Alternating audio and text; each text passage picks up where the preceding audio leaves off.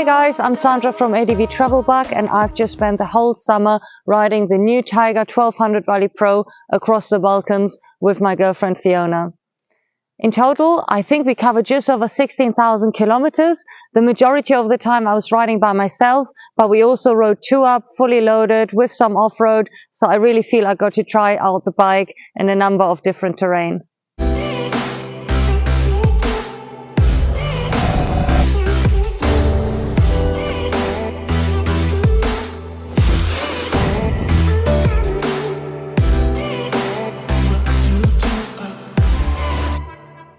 To give you a bit of background, Fiona and I have been traveling the world together since 2019 by motorbike. So what I'm looking for in an adventure bike is comfort for day-to-day long-distance riding, whilst having a bike that is fun and easy to manage for off-road adventures along the way.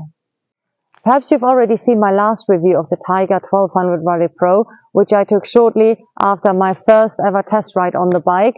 Today, I don't want to give you the whole rundown of all the specifications and functionalities again. If you'd like to see it, check out my last video up here. Today, I'm going to focus a little bit more about my riding experience and how suitable that bike was for around the world trip. Let's point out the obvious first. I think Triumph has done such a great job with the Tiger 1200 Rally Pro. I'm personally a huge fan of the new generation Tiger slim design. I think it's a seriously good looking bike, and I love it in mud khaki green especially. So my first thoughts ever when I got onto the bike were, wow, it doesn't feel as heavy as it should. In fact, the bike is only 10% heavier than the Tiger 900 Rally Pro, which I think is really, really impressive. And it's now even lighter than the GS. After the first few hundred kilometers on this bike, I was seriously impressed. The bike is obviously heavier than the Tiger 900, so I didn't expect it to be as easy to handle, but it almost felt easier to ride, and especially in corners, which really, really surprised me. So I had an absolute blast riding the Tiger 1200 through the Alps this summer. There are a couple of things that I really feel enhance the riding experience. First, you've got a hydraulic clutch and a HC1 brake lever from Magura, which honestly I felt made a huge difference, and it definitely is the first time I got to try out Magura, and I really, really liked it. And the second thing is that we now have a semi-active suspension that automatically, electronically adjusts the preload. And for me, that's something that's really important. On the Tiger 900, the suspension is a little bit on the softer side. You can obviously manually adjust it, but how often do you actually adjust it if your setup changes? You know, one day I might be riding alone, the next day I might be riding two up fully loaded off-road. And here, what I really like is that electronically the preload is adjusted, and in addition to that, you can then change the settings yourself in the bike depending if you want the suspension to be a little bit firmer, you move it into the sports mode, or if you want it to be a little bit softer, you sort of bring it a notch down towards comfort.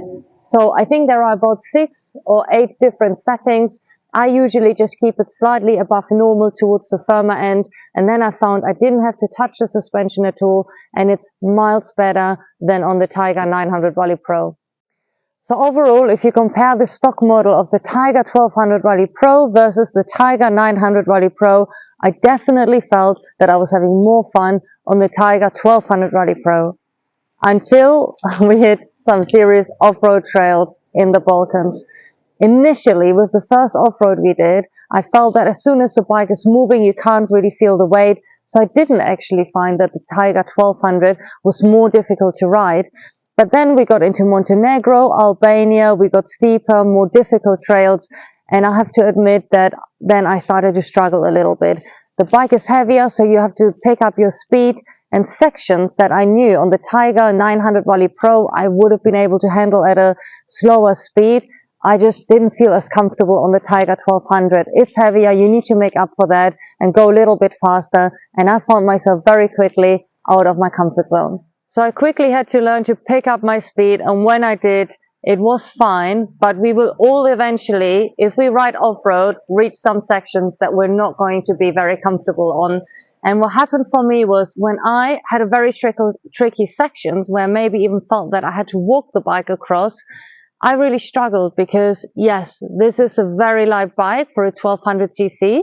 maybe even lighter than the competition, but the center of gravity is not the lowest. So although this bike might be lighter, there might be heavier bikes out there. They're just easier to turn around in tight spaces, or if you just need to walk the bike across something difficult. And this is where I really struggled with the Tiger 1200. So to summarize, if you pick up the speed, you don't feel the weight, the bike rides beautifully and is a real pleasure to ride on-road and off-road. I also really enjoy the Tiger 1200 during slow speed maneuvers on the road. But as soon as you take it off-road, you just have to pick up the speed. And if you're not the most confident off-road rider like I am, you might find that this bike might just be too powerful for you. So yes, it was almost love at first sight with the Tiger 1200 Rally Pro, but after about 10,000 kilometers, I had to admit to myself that I started missing my old Tiger 900 a little bit. And for someone like me who's in the middle of a round the world trip, especially with an upcoming trip to Africa, do I see myself really going on the Tiger 1200 Rally Pro? I think it's going to be challenging, and I feel I'd rather face those challenges on the Tiger 900. So personally, I had to admit that this bike was a little bit too big for me. Despite that, if my circumstances were different and if I was in the market looking for a 1200cc adventure bike, there are a number of reasons why I would prefer this bike over the competition. So this is actually the only 1200cc bike on the market that has a 21-inch front wheel and a shaft drive. And I really love having the shaft drive. It's so nice not having to think about maintaining the chain.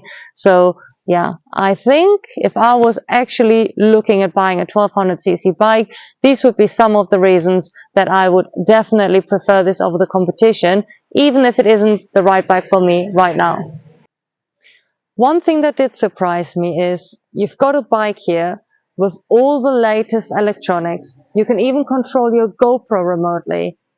But it doesn't have a tire pressure reader because you actually have to buy that as an add-on. And that I found disappointing because that's something that I think should be a standard safety feature on a bike that has the latest electronics.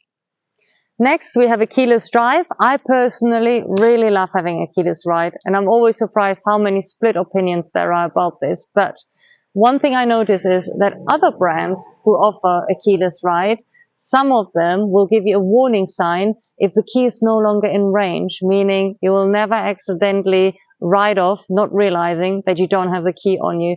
Because the bike obviously only works as long as it's turned on.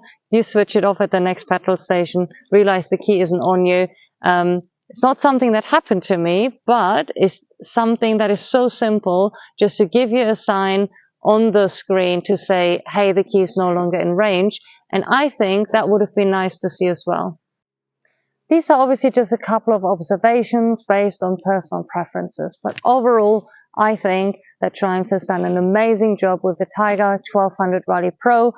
And as you saw, I had my ups and downs with it. It isn't quite right for me. I will be switching back to the Tiger 900, but I definitely had a really good time with it this summer. If you want to see what we got up to in the Balkans on the Tiger 1200 Rally Pro, please subscribe to our channel. We are a little bit behind, but we'll be posting videos in the coming months about our trip, and we'd love you to follow along. What are your thoughts on the Tiger 1200 Rally Pro? I would definitely love to hear from you. Also, if you have any questions whatsoever, please just leave them below and I'll do my best to answer them.